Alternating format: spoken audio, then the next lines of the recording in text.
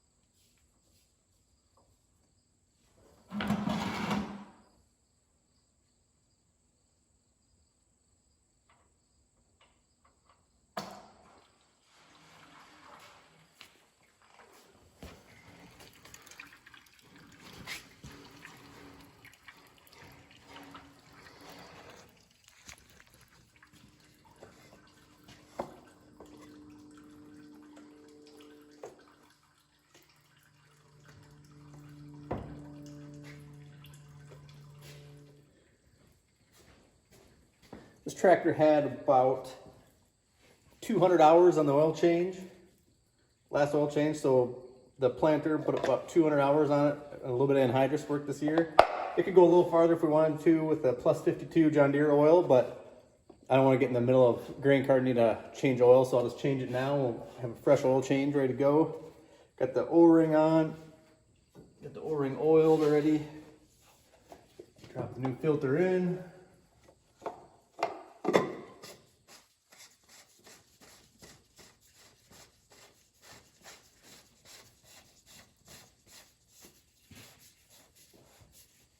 I want to snug this up and it's ready to go. While I'm servicing this tractor, I want to tell you guys one thing. I know there's always a debate between track machines and tire machines, and everybody has their own reasons, and I like both of them. One thing guys may not realize is that if you haven't had a track machine, if you have a track machine that's spread out, these things are insanely easy to service. I can literally walk right up to all the filters, right to the motor. I can walk through here and the back. And if I had a tire machine, especially a dual out tire machine, I would have tire and fender and everything in here. Even if you crank them, you can get a little bit of room, but it is tight. But that's one thing some guys don't realize is these track machines are extremely easy to service when they're spread out. Lots of access on both sides. The other side has the ladder, which has a bracket and stuff, which does block it a little bit, but still extremely easy to service. That is one advantage that maybe some guys don't realize in the track machine. Thought I'd just share that with you guys.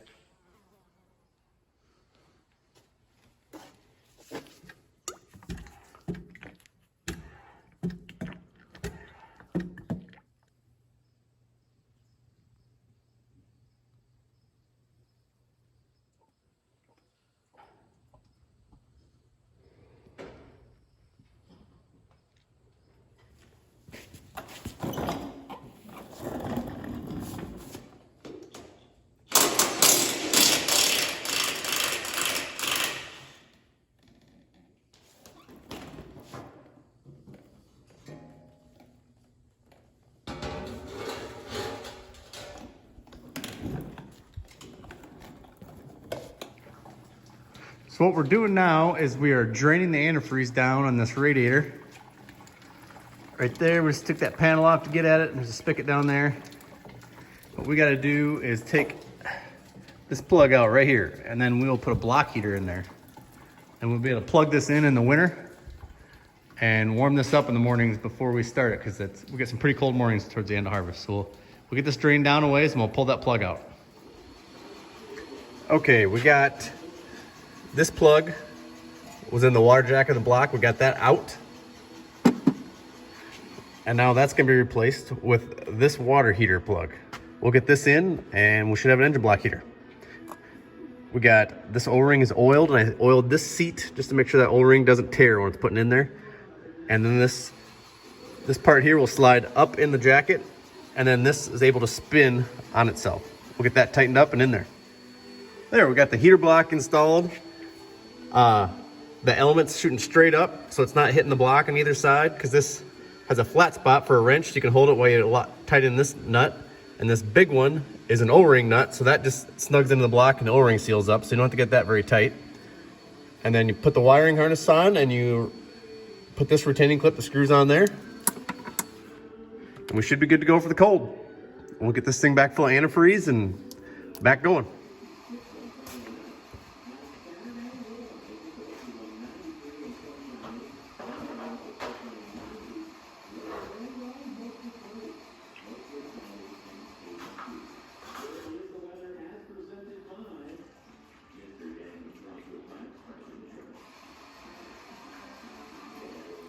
All right, guys, we got the block heater in this tractor all done. We got the antifreeze back filled up. Looking at the fuel filters, they only have 400, 300 some hours, so we'll leave the fuel filters yet for another season. If you've ever changed fuel filters in a black John Deere filter, the silver Sharpie is the best thing for that. It lasts forever and works really slick. Okay, we'll get this buttoned up. There's the new heater on there.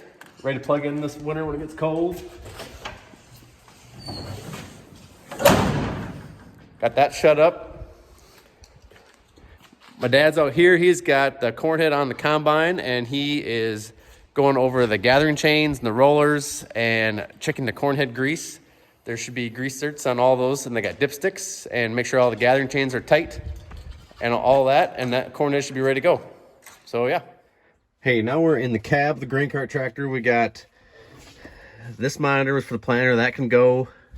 The air pump down below, that can go. The iPad does not need to be in here from field view. The planter monitors, I think I have them kind of hardwired into the back, so I may leave those because they're permanently back there on a mount. But we'll get this out of here, get a few things out, and then we will get the scale in here, and we will also get the backup camera and auger camera set up in here too. All right. So we got our backup camera, auger camera, we got a scale. We got those in a bracket, phone holder. So this thing is pretty much ready to hook up to the grain cart. So we will get this out in the next day or so here and hook up to the grain cart.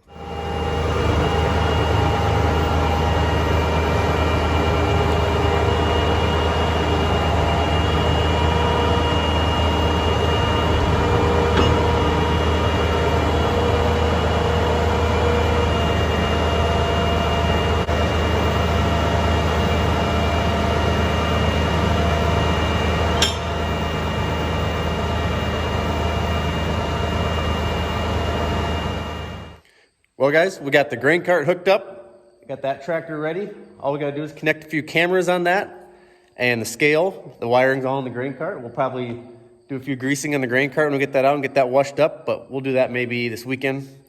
I think I might have to go help a neighbor chop some corn tomorrow, so I'll be busy with that. But yeah, that tractor's pretty much ready to go. My dad's still working on the combine. We'll have that ready to go, and beans are turning fast, so the harvest is coming pretty soon. So thank you guys for watching. And we got a few pieces of equipment outside now, so now when the neighbors drive by, they'll get all fired up thinking we're ready to go, because that always gets everybody fired up.